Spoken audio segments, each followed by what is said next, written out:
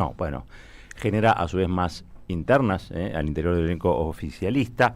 Y desde ya, esto tiene que tener algún tipo de corte político. Vamos a hablar con Claudio Lozano, ustedes lo conocen, economista, es director del Banco Nación, candidato a diputado nacional por Cava por Unidad Popular, para ver qué es lo que opina él en relación a las coimas en Andis. Claudio, ¿cómo va? Buen día, aquí Roberto Caballero y Marcos Citadini saludan desde la 530. ¿Cómo va eso?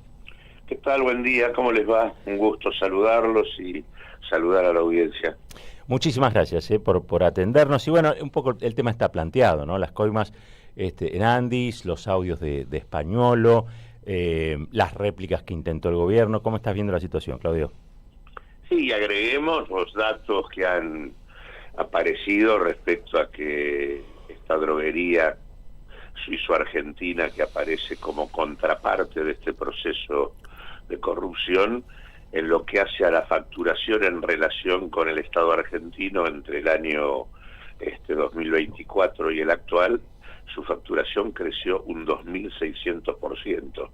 O sea que claramente esto va mucho más allá de lo que está ocurriendo con lo identificado en la Andis. Esto involucra a una parte sustancial del Estado que establece una asociación corrupta y delictiva con esta empresa, ¿no?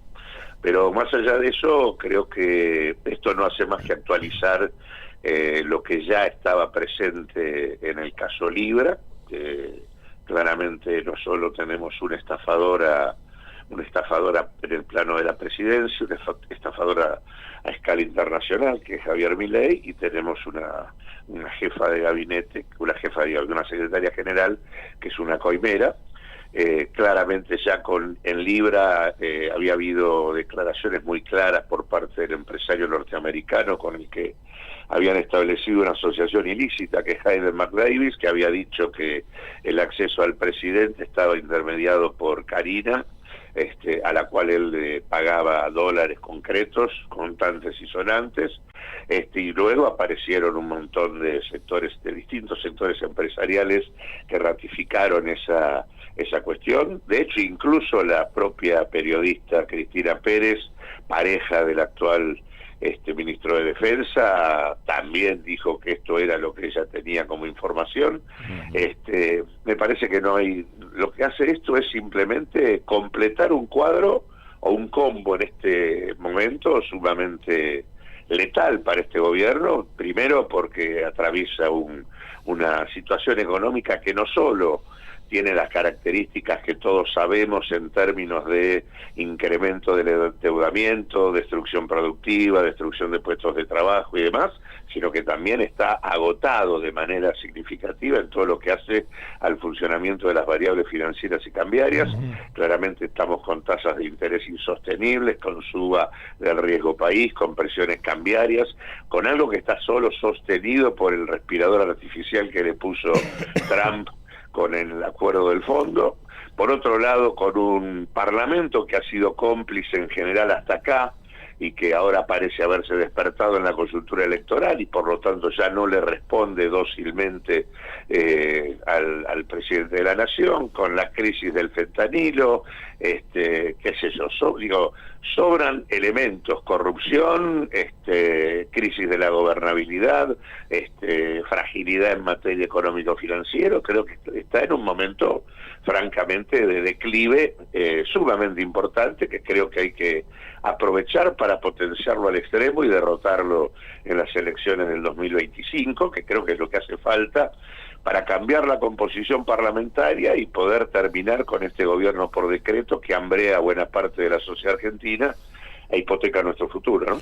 Claudio, escuchaba esto y pensaba, que la dimensión de la crisis, por supuesto, no se frena ni con una declaración, ni con una narrativa, ni con salir a contestar hablando de que se va a reestructurar la Agencia Nacional de Discapacidad, porque incluye otros temas, uno de ellos el económico que bien mencionabas.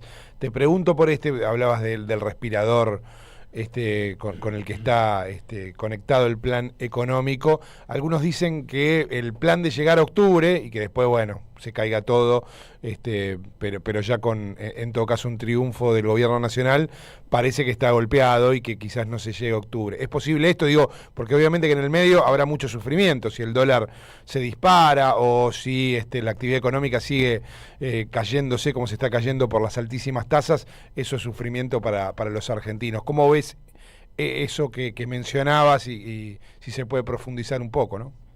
Mirá, el tema es muy delicado, está en una situación muy frágil, porque si bien el fondo, digamos, acordó desembolso de primero 12.000 millones y luego 2.000, hay que tener en claro que en el mismo momento en que estaban entrando los 12.000 millones de dólares, durante los meses de abril, mayo y junio, en el marco de la política vigente, se fueron unos 13.000 millones de dólares en concepto, primero, de fuga de capitales y, en segundo lugar, de déficits en la balanza turística.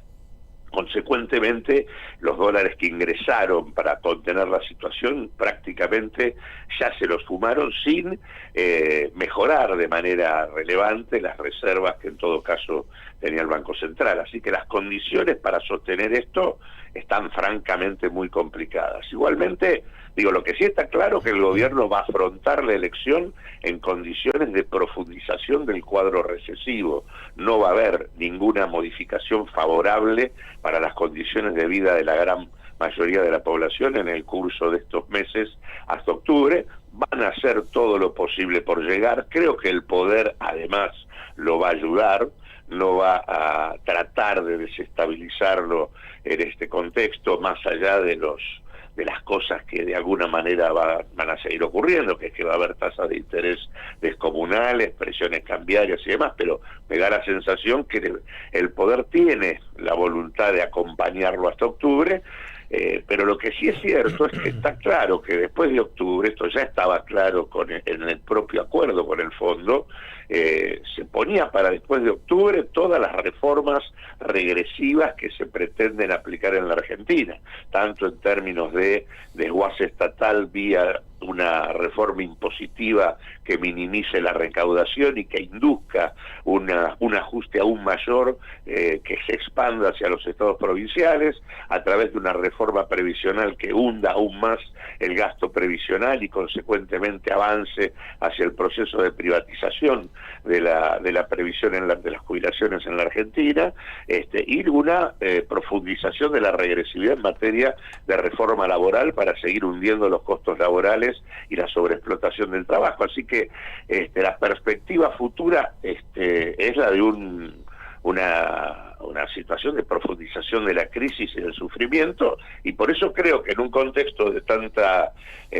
como el actual, que es un combo donde el gobierno ha perdido la iniciativa, está golpeado por todos lados, es el momento de avanzar. A mí me preocupa en este sentido, por lo menos soy parte de una fuerza política y de personalidades que hemos venido desde hace mucho tiempo, desde el año pasado, señalando que este gobierno, que gobierna por decreto y por fuera de la Constitución y de la ley, ha incorporado causas de todo tenor y características para que se avance en un juicio político que termine con el gobierno y que limite, por lo tanto, o frene el sufrimiento que sufre la sociedad argentina.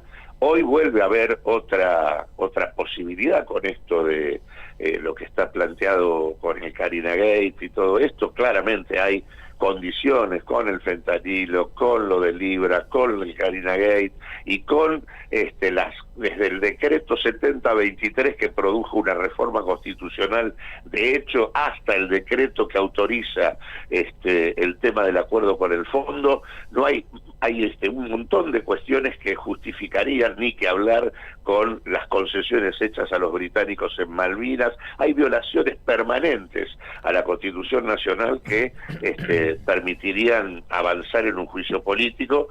Claramente esto no pasó con Libra. Hay todavía titubeo en segmentos de una oposición complaciente y absolutamente cómplice que ha tenido, y que creo que la tarea central es que el Parlamento, a partir del 2025, de octubre, se llene de representaciones que efectivamente asuman digamos, la representación de los mandatos que las distintas expresiones de resistencia social en salud, educación, universidad, de trabajadores y demás, vienen planteando permanentemente y que el Parlamento no termina de canalizar, ¿no? Claudio, te agradezco para representar ese envión en el Parlamento. Che, veo un montón, pero un montón de mensajes que están escribiendo al chat de la radio por el acolchado. No, por el acolchado ustedes tienen que dejar su nombre completo, los 3 últimos números del DNI y la mención a la M530